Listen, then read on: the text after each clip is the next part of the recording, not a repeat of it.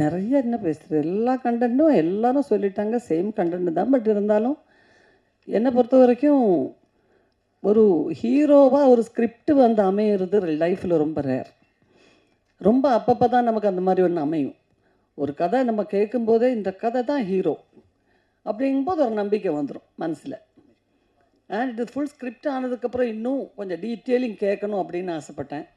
கேட்டதுக்கப்புறம் ரொம்ப ரொம்ப சந்தோஷம் ஆச்சு. அண்ட் ஜெயராம் தான் இந்த கேரக்டரில் நடிக்கிறாருன்னொன்னே எனக்கு ரொம்ப ரொம்ப ஹாப்பி ஆகிட்டேன். ஏன்னா 20 வருஷத்துக்கு மேலே ஆச்சு இல்லை நம்ம படம் பண்ணி, 20 இயர்ஸுக்கு மேலே ஆச்சு. நாங்கள் கிட்டத்தட்ட ஒரு 25-26 படத்துக்கு மேலே பண்ணியிருப்போம் பேரா. அது பஞ்சதந்தத்துக்கு அப்புறம் புத்தம்புது காலைன்னு ஒரு ஆந்தாலஜி மட்டும்தான் பண்ணக்கூடிய வாய்ப்பு கிடச்சிது. அது கோவிட் டைமில். அது ஒன் டே தான் ஒர்க் பண்ணோம் காம்பினேஷன்.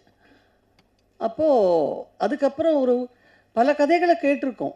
பட் சிலது எனக்கு பிடிக்கும், சிலது ஜெயராம் பிடிக்காது. நாங்கள் 2 பேரும் கம்யூனிகேட் பண்ணிப்போம். ஜெயராம் இந்த கதை வந்து சொன்னாங்க, நீங்கள் பண்ணுறீங்களா?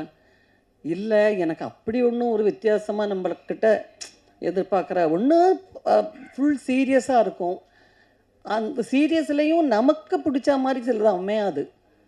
அண்ட் இந்த ஸ்கிரிப்ட் கேட்ட உடனே பாண்டியராஜ் ஸ்கிரிப்டை பற்றி நமக்கு எப்போவுமே ஒரு நம்பிக்கை இருக்குது. பாண்டியராஜுக்குள்ளே இருக்கிற அந்த ரைட்டர் மேலே தான் எனக்கு மரியாதை அதிகம்.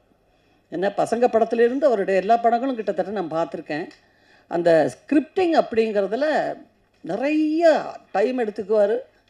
அண்ட் சாதாரணமாக எப்போவுமே சொல்லுவாங்க, மலையாள படம் கம்மியான நாட்களில் ரொம்ப நல்ல குவாலிட்டி உள்ள படங்களை எடுத்துடுவாங்க, ரொம்ப சீக்கிரம் எடுத்துடுவாங்க. இப்போவும் சிங்கிள் ஷெட்யூல் 45 நாள், 47 நாள், 50 நாள். ஆனால் மலையாள படத்தை விட ஸ்பீடாக நான் ஒரு படம் ஒர்க் பண்ணது இந்த படம் தான் சமீபத்தில்.